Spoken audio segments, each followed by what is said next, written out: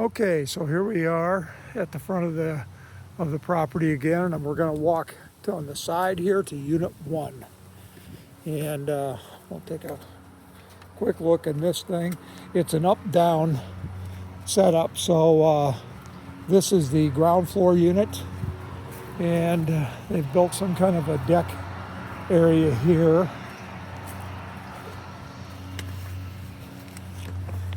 And here we go. This was September of 24. This has been hanging here, and they said they were going to go in and check the gas meters. So those gas meters could be 2024.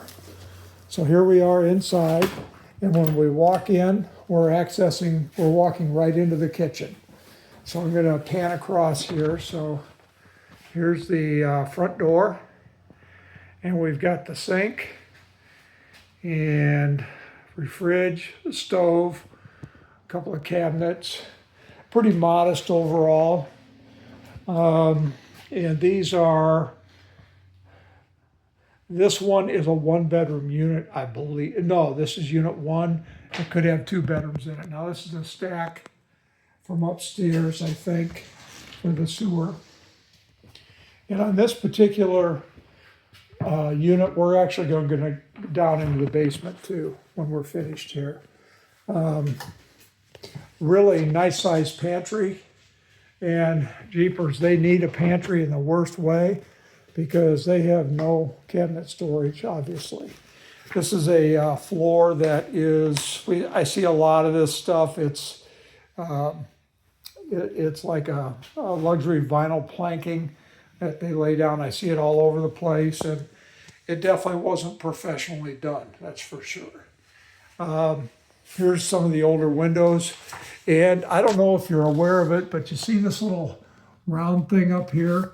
That's usually got a rope on it, and there's a pulley back behind this system here, and that's what helps the double hung window to work. This window hasn't worked in years because it's all painted shut.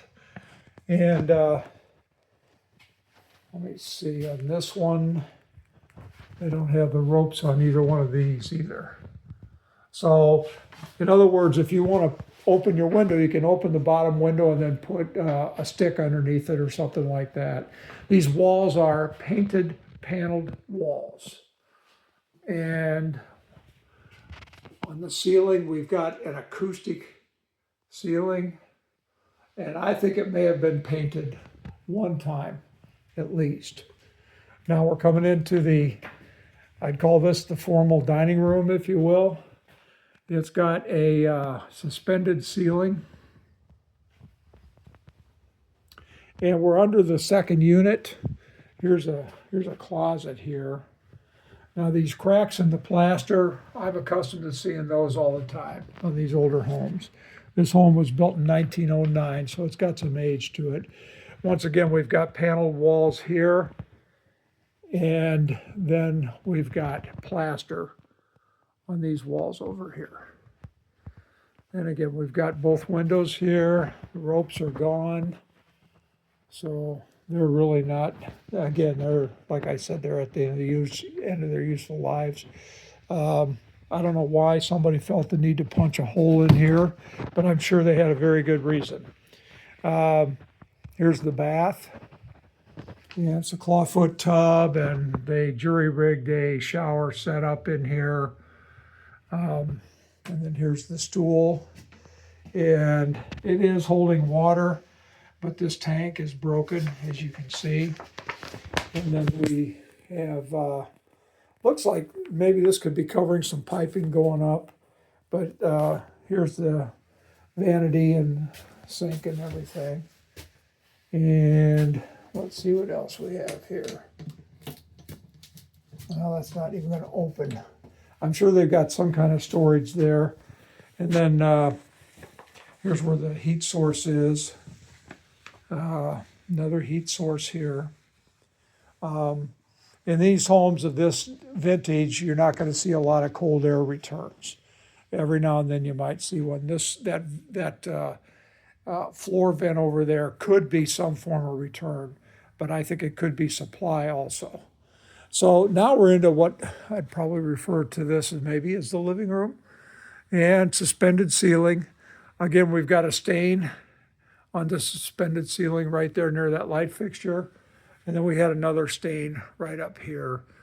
So I don't know where the water is, but I'm guessing that with this bath being here, that there might be another bath stacked above us there. So that's where we could have had some leakage. And then in this living room, we've got painted paneled walls. And actually, I'm not really doing a lot of rocking and rolling in this part, but I do want to do a test here. Yeah. Remember how I said I was worried about this hole? Well, I'm walking downhill right now. So that is a concern. And I know sellers are going to say, oh, it's been there forever, so it's still going to be there. Well, with my luck, I'm usually the one that it happens to.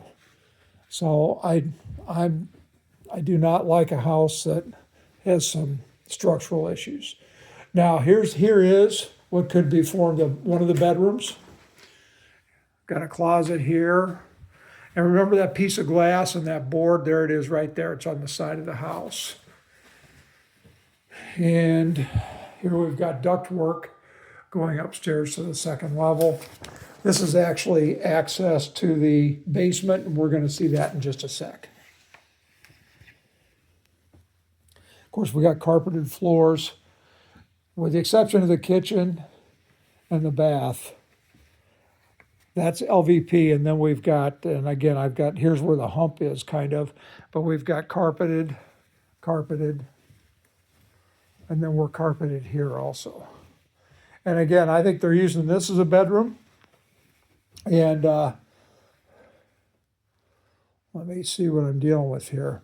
They've actually got decent access to the outside, but you can see this door is busted. So that is a concern. I mean, you want to put something in there. This is a broken piece of glass here. But actually, it's kind of a cool setup for one of the bedrooms, whoever's living here, because, you know, they've got some good fenestration in here, and they could step out onto the porch area and kind of enjoy that. So, I mean, I don't think that's a negative at all from that standpoint. But as I say, with these windows, that's a concern. So that's basically it for the first floor. And they don't give any prices on what the rents would be in here. But boy, we've got an extremely modest kitchen here. So I'm going to let you go on this one, and then we're going to go down to the basement. And I think this unit would probably be higher priced because they've got basement access that they could use that the other ones can't use, I don't think. We'll double check that. So anyway, we're done with number one here.